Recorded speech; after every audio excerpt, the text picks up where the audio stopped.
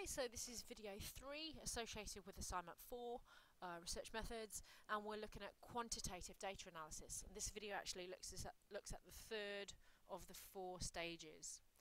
Just to remind you, we're obviously talking about quantitative numerical data. So again, we covered these two in the previous video, and we're looking at the yellow measures of central tendency and variability in this video. Same assessment criteria, same scenario, and here's the visual again of those 4 stages. We're obviously looking at this third stage here, which you might remember is often called descriptive statistics. So the first element then, measures of central tendency. Now central tendency looks at producing a single value to represent the whole of the data set, and I suspect you'll recognise these from GCSE maths. We've got the mode, which is the most frequently presented value, the median, which would be the middle value of the whole set, and the mean, which is the one you're most likely to use, which you may know as the average value of the whole set of data. You can watch this video, so pause the video and watch this YouTube clip I've put in to help you use Excel to create mean, medians and modes. Really important skill for you to have a go at, and we'll practice this in class. And here's a very, very simplistic set of 10 values. Calculating the mean, then you add them together, divide by the number that are in this data set, and you come up with 4.1 as an average, as a mean.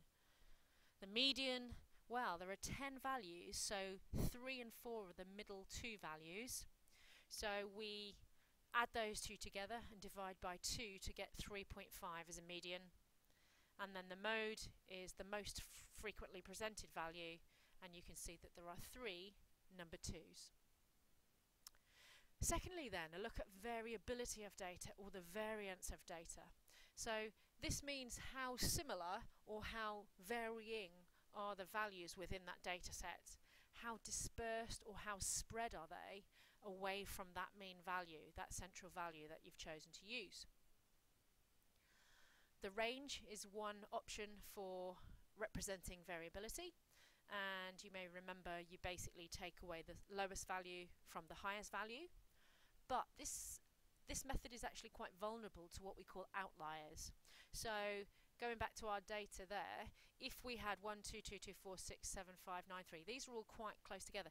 If instead of 3 we had 28, that would be considered an outlier. And if you were going to use the range, obviously the lowest minus the highest would give you 27. That's quite a vast spread of data. So it's a little bit misleading, that perhaps doesn't necessarily represent that data set brilliantly. The next value or option is the interquartile range, which is a little bit of a step up from the range, and is the range of the middle 50% of values that you have. However, the most important one for your purposes, and the one you're very likely to use, is what we call the standard deviation. And this is a description of the spread of scores around the mean. So how far apart are all the values from the mean value. And you can see in red there a way of presenting the mean and the standard deviation, and you will have to write results in this format. So the average of height in this example data set was 1.76 meters, plus or minus a standard deviation of 0.22 meters. So the mean was 1.67 and the standard deviation was 0.22. So actually that implies that the values were quite similar to the mean. Again, have a look at this video, pause me, and learn how to use Excel to produce means and standard deviations. So just a way of perhaps visually trying to understand what standard deviations are, you can see if this is a mean value here, +1 and -1 standard deviations actually account for just over 68% of all the values in a particular data set. So the majority of values you'll find in a data set are within +1 and -1 standard deviation. You can see that between +2 and -2 we've got 95.5% of all of the values, which is, again, the majority. And plus 3 minus 3, we've got all but 0.3 of the percent of the values. So the majority of the values are plus or minus 1 standard deviation away from the mean. And the standard deviation here, as it says, is a measure of how tightly clustered variables are around the mean. Have a look at this video, because actually this is what we call a normal distribution curve.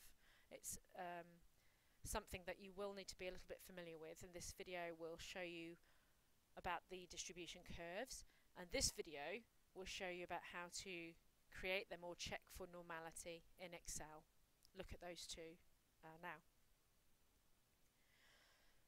So here's an example I found of a normal distribution, a bell-shaped curve. You're looking at the distribution of heart rate or resting heart rate of adolescents, and you can see that it does pretty much fit into this bell shape, where either side the mean we've got the same sort of pattern, the same distribution of data. However, the size or the value of standard deviation has implications about the spread of the data. If you have a particularly small or low value for standard deviation, you can see that what it's saying is 8% is very closely packed around the mean. So the numbers are all very similar and very closely clustered around the mean. And in this case, you'll have a very tall, steep curve. If the standard deviation value is bigger or larger, then you can see what it's implying is that the spread of data is wider, is bigger. So the values within this 68%, this plus and minus 1 standard deviation, are actually a little bit more varied, a little bit further apart. What we'd be looking for a really valid set of data would be a low standard deviation. This implies that there's quite a lot of variation, which might not be good for your data set. So steeper curve and that means that the data is more tightly clustered. A wider curve and the spread of the data is larger, there'll be a larger standard deviation. So just again an example where the standard deviation is 10, the red value, you can see the close cluster. Where the standard deviation is 50, a higher value, there's quite a wide spread of data. Considering this will have been all the same test, it's quite a huge variance in the outcomes, the results that you got, whereas this red data is much more similar in the outcomes and the results they got. So our very simple data set, as we used before, the mean is 4.1 as we calculated already, and using Excel the standard deviation is 2.6. The higher the standard deviation, the greater the variance. If you have information that is not normally distributed, so it doesn't produce that bell-shaped curve, we can describe it as being skewed. So it is more biased to a higher value or more biased to a lower value. And these two graphs obviously show negative and positive skewed, so skewed one way or skewed the other. It's possible you might need to reference this, but this is more sort of additional information for you. So in summary, depending on the classification of data that you're working with, you would use different measures of central tendency and different measures of dispersion or variability. If you use nominal or discrete data, use the mode and the range.